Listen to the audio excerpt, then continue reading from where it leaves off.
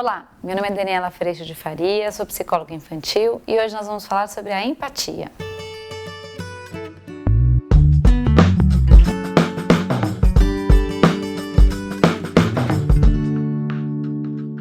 Olá, hoje nós vamos falar sobre a empatia, sobre a nossa capacidade de escuta das histórias e das necessidades dos pequenos. Esse é sempre um assunto gostoso de tratar, porque quando a gente começa a ouvir as crianças dessa nova maneira, a gente começa a escutar muito mais, a gente começa a perceber muito mais coisa. Então vamos pensar que esse corpo, esse corpinho, ele está o tempo inteiro se comunicando.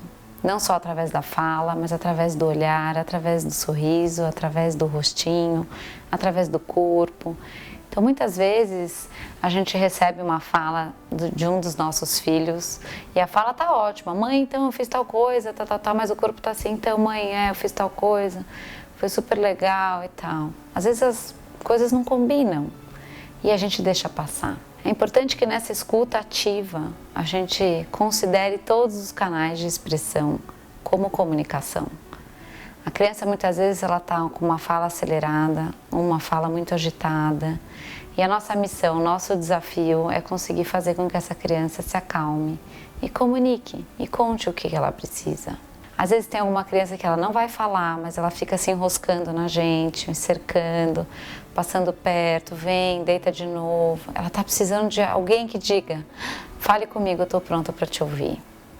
Existe uma coisa muito bonita na história da conversa, que até quem já fez terapia às vezes sente isso. Só de falar a respeito de algo que está lhe acontecendo, que está te acontecendo, que você vem sentindo, só de falar, você ao falar se escuta. E isso já tem um efeito curativo enorme. A criança, quando ela começa a falar a respeito das emoções dela e ela percebe que nós estamos ali prontos para ajudar, ela além de se ouvir, ela está indo em busca de algo muito precioso, que é o seu mandato interno, que é o que ela pensa a respeito daquela situação. Quais são os valores e princípios dessa criança? Qual é o caminho que ela quer tomar para decidir ou para resolver tal conflito?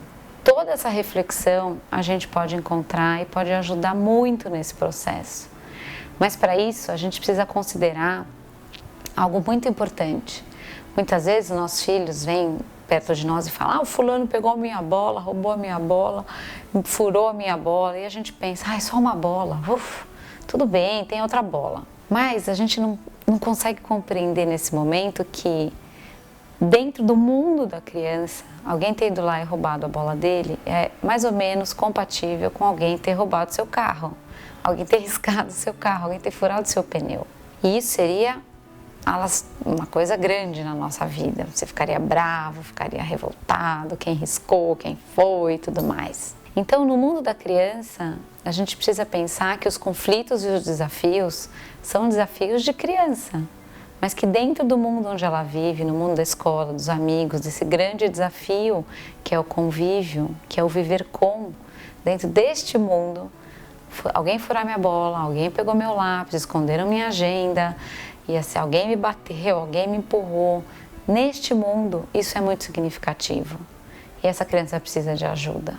Para isso, a gente abre os ouvidos, abre os olhos, abre muito bem o coração e recebe essa informação. E se compromete a, junto com essa criança, ajudar ela a resolver. Porque também a gente não pode sair pegando o menino que furou a bola para resolver com ele. Nosso desafio é dar ferramentas para que essa criança possa ir até lá, conversar, falar o que ela não gostou, falar o que ela precisa que mude, o que ela quer consertar e se expressar e se colocar no mundo. Esse é o grande treino. Ao falar conosco, essa criança está exercitando exatamente isso. Por isso é tão importante que a gente esteja lá para que essa conversa possa acontecer na maior qualidade, que é a qualidade de escuta, a qualidade de troca, a qualidade de abrir o coração. A criança que tem isso, ela é capaz de virar grandes histórias. E quando isso acontece, a gente pode estar ali aplaudindo e feliz, curtindo tudo isso que ela foi capaz de fazer. Sozinha, sim, mas com esse apoio por trás, apoiando ela a se comunicar. Tenho uma história linda para contar para vocês de um exemplo muito querido que aconteceu há muitos anos atrás, com uma menina muito querida que tinha uma melhor amiga. E essa melhor amiga um dia falou para ela que não queria ficar só com ela, que queria fazer outras amigas. E ela em casa, muito chateada, sentou no colo do pai e eles conversaram muito a respeito disso. E o pai pôde contar para ela como é que ele sentiu isso quando ele era criança. Que isso também era muito difícil, que ele também já sentiu isso, que é doído mesmo, que dá medo. E eles tiveram uma conversa muito longa. E aí ele deu a ideia para ela de fazer o que ele fez quando ele era criança, que era fazer novos amigos. E com novos amigos ela não sentiria mais esse vazio quando a única amiga resolvesse brincar com outra pessoa. Alguns meses depois, coisa de 2, 3 meses, essa mesma menina era a representante da sala. Ela era a representante da classe dela. E isso só veio acontecer porque ela realmente abriu o coração e pôde se relacionar com mais crianças e virou alguém muito especial para todos. Esse é um exemplo de algo que parece tão, imagina, só sua amiga, amanhã você brinca.